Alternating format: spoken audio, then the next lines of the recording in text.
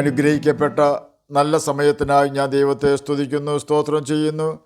ദൈവവചനം ശ്രവിച്ചുകൊണ്ടിരിക്കുന്ന എല്ലാ ദൈവമക്കൾക്കും വീണ്ടും വരാമെന്നരുളി ചെയ്തവനായ കർത്താവായ യേശു ക്രിസ്തുവിൻ്റെ ധന്യനാമത്തിൽ ഞാൻ എൻ്റെ സ്നേഹവന്ദനം അറിയിക്കുന്നു. ഇന്ന് നാം പഠിക്കുവാൻ തുടങ്ങുന്നത് 116 സങ്കീർത്തനമാണ്. ഈ സങ്കീർത്തനം ആരെഴുതി എന്നത് ഹെഡിങ്ങിൽ രേഖപ്പെടുത്തിയിട്ടില്ലാത്തതിനാൽ എഴുത്തുകാരൻ ആരാണെന്ന് നമുക്കറിയില്ല. ദാവീദോ ഹിസ്കിയാവോ എഴുതിയതാകാം എന്ന അഭിപ്രായമുണ്ട്. ഇതിൽ ദാവീദാകുവാനാണ് കൂടുതൽ സാധ്യത. 116 സങ്കീർത്തനം 1-ാം വാക്യത്തിൽ സങ്കീർത്തനക്കാരൻ്റെ പ്രാർത്ഥനയും യാചനകളും കേട്ട യഹോവയെ താൻ സ്നേഹിക്കുന്നു എന്ന് അവകാശപ്പെടുന്നു. ചെറിയ വിഷയങ്ങൾക്ക് വേണ്ടിയല്ല താൻ യഹോവയോട് പ്രാർത്ഥിക്കുകയും യാചിക്കുകയും ചെയ്തത് എന്ന് 116 സങ്കീർത്തനം 3-ാം വാക്യം വായിച്ചാൽ നമുക്ക് മനസ്സിലാക്കുവാൻ സാധിക്കും. അവിടെ രേഖപ്പെടുത്തിയിരിക്കുന്നത് ഇപ്രകാരമാണ്: മരണപാശങ്ങൾ എന്നെ ചുറ്റി, പാതാള വേദനകൾ എന്നെ പിടിച്ചു, ഞാൻ കഷ്ടവും സങ്കടവും അനുഭവിച്ചു. മരണത്തെ മുഖാമുഖം കണ്ട ഭക്തൻ പറയുകയാണ് 116 സങ്കീർത്തനം 2-ാം വാക്യത്തിൽ കൂടി, യഹോവ അഥവാ കർത്താവായ യേശു ക്രിസ്തു തൻ്റെ ചെവിയെങ്കിലേക്ക് ചായച്ചതുകൊണ്ട് ഞാൻ ജീവകാലമൊക്കെയും അവനെ വിളിച്ചപേക്ഷിക്കും. ജീവിതത്തിൽ ഒരു പ്രതികൂലം വരുമ്പോൾ സഹായത്തിനായി മറ്റുള്ളവരെ ആശ്രയിക്കാത്തവർ ആരും ഉണ്ടാവുകയില്ല. എന്നാൽ എത്ര നിലവിളിച്ചാലും ഒരു സഹായവും ചെയ്യാത്ത അഥവാ ചെയ്യുവാൻ കഴിവില്ലാത്ത അനേകർ പല പേരിലും ഭൂമിയിൽ ഉണ്ട്. അവർക്ക് തന്നെ സമാധാനമില്ലാത്തതുകൊണ്ട് ആയുധങ്ങളിൽ ആശ്രയിക്കുന്നവരാണ് ഏറിയ പങ്ക് ആളുകളും. അങ്ങനെയെങ്കിൽ അവർക്ക് നമ്മെ സഹായിക്കുവാൻ ഒരിക്കലും കഴിയുകയില്ല. അതുകൊണ്ടാണ് നിങ്ങൾ പ്രഭുക്കന്മാരിൽ ആശ്രയിക്കരുത്, സഹായിപ്പാൻ കഴിയാത്ത മനുഷ്യപുത്രനിലും അരുത് എന്ന് 146 സങ്കീർത്തനം 3-ാം വാക്യത്തിൽ രേഖപ്പെടുത്തിയിരിക്കുന്നത്. എന്നാൽ യിരെമ്യാ പ്രവചനം 17-ാം അധ്യായം 7-ാം വാക്യത്തിൽ ഇപ്രകാരം രേഖപ്പെടുത്തിയിരിക്കുന്നു: യഹോവയിൽ ആശ്രയിക്കുകയും യഹോവ തന്നെ ആശ്രയമായിരിക്കുകയും ചെയ്യുന്ന മനുഷ്യൻ ഭാഗ്യവാൻ. 116 സങ്കീർത്തനം എഴുതിയ വ്യക്തി അക്ഷരാർത്ഥത്തിൽ ഭാഗ്യവാനായിരുന്നു. കാരണം മറ്റാരെയും സഹായത്തിനായി അന്വേഷിക്കാതെ സഹായിപ്പാനും മരണത്തിൽ നിന്ന് രക്ഷിക്കുവാനും കഴിവുള്ളവനും അതിന് മനസ്സുള്ളവനുമായ യേശുവിനെ തന്നെ അവൻ അന്വേഷിച്ച് കണ്ടെത്തി. അതുകൊണ്ട് തന്നെ അവൻ ഭാഗ്യവാനാണ്. എന്നെ കേൾക്കുന്ന ദൈവമകനെ, ദൈവമകളെ, ഈ യേശു ഒരു നാളും കൈവിടാത്തവനും നമ്മുടെ ക്ഷീണം അറിയുന്നവനുമാണ്. പാപമൊഴിയെ സകലത്തിലും നമുക്ക് തുല്യമായി പരീക്ഷിക്കപ്പെട്ടവനാണ് കർത്താവായ യേശു ക്രിസ്തു. അതുകൊണ്ട് തന്നെ യേശുവിൻ്റെ അടുത്തേക്ക് സഹായത്തിനായി കടന്നു ചെല്ലുന്ന ആരെയും അവൻ വെറുതെ അയച്ചു കളയുകയില്ല.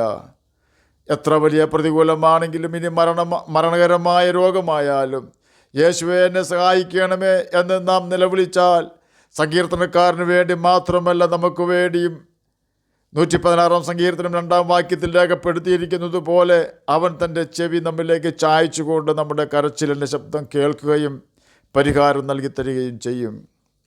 116 സങ്കീർത്തനം 4-ാം വാക്യത്തിൽ ഇപ്രകാരം രേഖപ്പെടുത്തിയിരിക്കുന്നു: അയ്യോ യഹോവേ, എൻ്റെ പ്രാണനെ രക്ഷിക്കണമേ എന്ന് ഞാൻ യഹോവയുടെ നാമം വിളിച്ചപേക്ഷിച്ചു. സങ്കീർത്തനക്കാരൻ യഹോവയുടെ അഥവാ യേശുവിൻ്റെ നാമമാണ് വിളിച്ചപേക്ഷിച്ചത്. യഹോവയുടെ നാമം ബലമുള്ള ഗോപുരം, നീതിമാൻ അതിലേക്ക് ഓടിച്ചെന്ന് അഭയം പ്രാപിക്കുന്നു എന്ന് സദൃശവാക്യങ്ങൾ 18-ാം അധ്യായം 10-ാം വാക്യത്തിൽ രേഖപ്പെടുത്തിയിരിക്കുന്നു. ഇവിടെ നാം മനസ്സിലാക്കേണ്ടത്, പാപത്തിൽ തങ്ങളുടെ ജീവിതം കഴിക്കുന്ന വ്യക്തികൾക്ക് ഈ നാമത്തിൽ അഭയം പ്രാപിക്കുവാൻ പ്രയാസമാണ്. കാരണം യേശു പറഞ്ഞു, ആമേൻ ആമേൻ, ഞാൻ നിങ്ങളോട് പറയുന്നു, പാപം ചെയ്യുന്നവനെല്ലാം പാപത്തിൻ്റെ ദാസനാകുന്നു. ദാസൻ എന്നേക്കും വീട്ടിൽ വസിക്കുന്നില്ല, പുത്രനും എന്നേക്കും വസിക്കുന്നു. യോഹന്നാൻ എഴുതിയ സുവിശേഷം 8-ാം അധ്യായം 34-35 വാക്യങ്ങളാണ് നാം കേട്ടത്. തന്നെയുമല്ല, പാപം ചെയ്യുന്നവൻ പിശാചിൻ്റെ മകൻ ആകുന്നുവെന്ന് 1 യോഹന്നാൻ 3-ാം അധ്യായം 8-ാം വാക്യത്തിൻ്റെ ആദ്യ ഭാഗത്ത് രേഖപ്പെടുത്തിയിരിക്കുന്നു. പാപം ചെയ്യുന്ന വ്യക്തികൾ അവരുടെ പ്രതികൂല സാഹചര്യങ്ങളിൽ യഹോവയെങ്കിലേക്ക് ഓടിപ്പോയി രക്ഷപ്പെടാതിരിക്കുവാൻ സാത്താൻ അവരെ നിരുത്സാഹപ്പെടുത്തുകയും തടയുകയും ചെയ്യും. ആകയാൽ പാപം ചെയ്യാതെ നാം നമ്മെ തന്നെ സൂക്ഷിക്കേണ്ടത് അത്യാവശ്യമാണ്.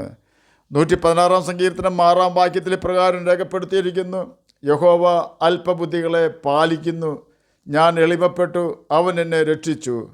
ഇവിടെ നാം കേട്ട അല്പബുദ്ധി എന്ന വാക്ക് ഇംഗ്ലീഷ് ബൈബിളിൽ സിമ്പിൾ എന്നാണ് രേഖപ്പെടുത്തിയിരിക്കുന്നത്. സിമ്പിൾ എന്ന വാക്കിന് കപടമില്ലാത്ത സ്വഭാവക്കാർ, ശുദ്ധ മനസ്സുള്ളവർ എന്നൊക്കെയാണ് അർത്ഥം. ആകയാൽ യഹോവയുടെ നാമത്തിൽ രക്ഷ പ്രാപിക്കുവാൻ നമുക്ക് നിർമ്മലമായ, കപടമില്ലാത്ത, ശുദ്ധമായ ഒരു ഹൃദയം അത്യാവശ്യമാണ്. ഈ ഭാഗം നമ്മെ പഠിപ്പിക്കുന്നത് ആ യാഥാർത്ഥ്യമാണ്. അതുകൊണ്ടാണ് ദാവീദ് 66-ാം സങ്കീർത്തനം 18-ാം വാക്യത്തിൽ ഞാൻ എൻ്റെ ഹൃദയത്തിൽ അകൃത്യം കരുതിയിരുന്നെങ്കിൽ കർത്താവ് കേൾക്കുകയില്ലായിരുന്നു എന്ന് പറഞ്ഞത്. തന്നെയുമല്ല, സെഖര്യാ പ്രവചനം 8-ാം അധ്യായം 17-ാം വാക്യത്തിൽ ഇപ്രകാരം രേഖപ്പെടുത്തിയിരിക്കുന്നു: നിങ്ങളെല്ലാവരും തൻ്റെ കൂട്ടുകാരൻ്റെ നേരെ ഹൃദയത്തിൽ ദോഷം നിരൂപിക്കരുത്, കള്ളസത്യത്തിൽ ഇഷ്ടം തോന്നുകയും അരുത്, ഇതെല്ലാം ഞാൻ വെറുക്കുന്നതല്ലോ എന്ന് യഹോവയുടെ അരുളപ്പാട്. സഹോദരനെതിരെയോ മറ്റേതൊരാൾക്കെതിരെയോ ഹൃദയത്തിൽ ദോഷം ചിന്തിച്ചാൽ, നാം ആർക്കെതിരെ ദോഷം ചിന്തിക്കുമ്പോൾ അവർക്ക് അതുകൊണ്ട് ഒരു പ്രശ്നവും ഉണ്ടാവുകയില്ല. എന്നാൽ ദോഷം ചിന്തിക്കുന്ന നമ്മുടെ ഹൃദയം അശുദ്ധമാകും എന്ന യാഥാർത്ഥ്യം നാം മറന്നു പോകരുത്. നമ്മുടെ ഹൃദയം അശുദ്ധമായാൽ ദൈവസാന്നിധ്യം നമ്മിൽ നിന്നും അപ്രത്യക്ഷമാവുകയും നമ്മുടെ ഹൃദയത്തിൽ സാത്താൻ പ്രവേശിക്കുകയും ചെയ്യും. എന്നതിനാലാണ് നമ്മുടെ വീണ്ടെടുപ്പുകാരനും നല്ല സ്നേഹിതനും ആയ കർത്താവായ യേശു ക്രിസ്തു നിങ്ങളെല്ലാവരും തൻ്റെ സഹോദരനെതിരെ ഹൃദയത്തിൽ ദോഷം ചിന്തിക്കരുതെന്ന് നമ്മോട് കൽപ്പിച്ചത്. അപ്പോൾ തന്നെ നാം മണ്ണിൻ്റെ പാപത്തിൽ പങ്കാളികൾ ആവുകയും അരുത്. അതും ദൈവം വെറുക്കുന്ന പാപമാണെന്ന് നാം മനസ്സിലാക്കണം. ദൈവം വെറുക്കുന്ന പാപങ്ങൾ നാം ചെയ്യാതെ നമ്മുടെ ഹൃദയം അശുദ്ധമാക്കാതെ സൂക്ഷിച്ചാൽ, സങ്കീർത്തനക്കാരൻ 116-ാം സങ്കീർത്തനം 7-ാം വാക്യത്തിൽ പറഞ്ഞതുപോലെ നമുക്കും നമ്മുടെ ആത്മാവിനോട് പറയുവാൻ കഴിയും: എൻ മനമേ, നീ വീണ്ടും സ്വസ്ഥമായിരിക്കുക, യഹോവ നിനക്ക് ഉപകാരം ചെയ്തിരിക്കുന്നു എന്ന്. എന്തെല്ലാം ഉപകാരങ്ങളാണ് സങ്കീർത്തനക്കാരന് യഹോവ അഥവാ കർത്താവായ യേശു ക്രിസ്തു ചെയ്തു കൊടുത്തതെന്ന് 116-ാം സങ്കീർത്തനം 8-ാം വാക്യത്തിൽ രേഖപ്പെടുത്തിയിരിക്കുന്നത് ഇപ്രകാരമാണ്: നീ എൻ്റെ പ്രാണനെ മരണത്തിൽ നിന്നും എൻ്റെ കണ്ണിന് കണ്ണുനീരിൽ നിന്നും എൻ്റെ കാലിനെ വീഴ്ചയിൽ നിന്നും രക്ഷിച്ചിരിക്കുന്നു. ഇവിടെ നാം ശ്രദ്ധിക്കേണ്ട പ്രധാന കാര്യം, ദൈവം സങ്കീർത്തനക്കാരൻ്റെ പ്രാണനെ മരണത്തിൽ നിന്നും രക്ഷിച്ചു. എത്രയെല്ലാം സമ്പത്ത് നമുക്കുണ്ടായിരുന്നാലും മരണത്തിൽ നിന്നും രക്ഷിക്കുവാൻ നമ്മുടെ സമ്പത്ത് ഉപകരിക്കുകയില്ല. കുറേയൊക്കെ പണം നമുക്ക് പ്രയോജനപ്പെട്ടേക്കാം. എന്നാൽ യേശുവിന് മാത്രമേ നമ്മെ മരണത്തിൽ നിന്നും രക്ഷിക്കുവാൻ കഴിയൂ. ഈ ഭൂമിയിൽ നാം ജീവിക്കുമ്പോൾ ദൈവം നമ്മെ മരണത്തിൽ നിന്ന് രക്ഷിച്ചാലും വീണ്ടും നാം ഒരിക്കൽ മരിച്ച് ഒക്കൂ. കാരണം ഒരിക്കൽ മരണവും പിന്നെ ന്യായവിധിയും ദൈവം മനുഷ്യർക്ക് നിയമിച്ചിരിക്കുന്നു എന്നതുകൊണ്ട് മരണത്തിന് നാം ഒരു നാൾ പിടി കൊടുക്കേണ്ടി വരുമെന്നതിന് സംശയമില്ല. എന്നാൽ നാം കേട്ട പാപപ്രവൃത്തികൾ ചെയ്യാതെ കർത്താവിൻ്റെ മക്കളായി ജീവിച്ചാൽ ബൈബിൾ നമ്മെ വിളിക്കുന്നത് ഭക്തൻ എന്നാണ്. ഇംഗ്ലീഷിൽ ഭക്തൻ എന്ന് പറഞ്ഞാൽ ഫിയർ ഓഫ് ദ ലോഡ് അഥവാ ദൈവഭയമുള്ളവൻ എന്ന് സാരം. 116-ാം സങ്കീർത്തനം 15-ാം വാക്യത്തിൽ തൻ്റെ ഭക്തന്മാരുടെ മരണം 116-ാം സങ്കീർത്തനം 15-ാം വാക്യത്തിൽ തൻ്റെ ഭക്തന്മാരുടെ മരണം യഹോവയ്ക്ക് വിലയേറിയതാകുന്നു എന്ന് രേഖപ്പെടുത്തിയിരിക്കുന്നു. തന്നെയുമല്ല, ഒരു ഭക്തൻ ആയി ജീവിച്ച് പാപം ചെയ്യാതെ നാം മരിച്ചാലും വീണ്ടും ജീവിക്കുമെന്ന് യേശു നമുക്ക് വാക്ക് തന്നിട്ടുണ്ട്. യേശുവിൻ്റെ പുനരുദ്ധാനം നമുക്കതിൻ്റെ ഉറപ്പും തരുന്നുണ്ട്. എന്നിൽ വിശ്വസിക്കുന്നവൻ അഥവാ കർത്താവായ യേശു ക്രിസ്തുവിൻ്റെ കൽപ്പനകൾ അനുസരിച്ച് ജീവിക്കുന്നവൻ മരിച്ചാലും ജീവിക്കുമെന്നത് യേശുവിൻ്റെ വാഗ്ദാനമാണ്. സങ്കീർത്തനക്കാരൻ്റെ പ്രാണനെ താൽക്കാലികമായി രക്ഷിച്ചുവെങ്കിലും അവൻ വീണ്ടും മരിച്ചു. എന്നാൽ യേശു ക്രിസ്തു ആകാശമേഘത്തിൽ പ്രത്യക്ഷനാകുമ്പോൾ അവൻ ഒരു പുതിയ ശരീരത്തോടെ ഉയർത്തെഴുന്നേൽക്കും. തന്നെയുമല്ല, രണ്ടാം മരണമായ ഗന്ധകം കത്തുന്ന തീ പൊയ്കയിൽ സങ്കീർത്തനക്കാരൻ വീഴുകയുമില്ല. സങ്കീർത്തനക്കാരൻ്റെ കണ്ണിന് കണ്ണുനീരിൽ നിന്നും ഈ ഭൂമിയിലായിരുന്നപ്പോൾ കർത്താവ് രക്ഷിച്ചു. അതിനേക്കാളുപരി ക്രിസ്തുവിനെ മുഖാമുഖം കാണുമ്പോൾ ദൈവം താൻ അവൻ്റെ കണ്ണുനീരെല്ലാം തുടച്ചു കളയും എന്ന വാഗ്ദാനമുണ്ട്.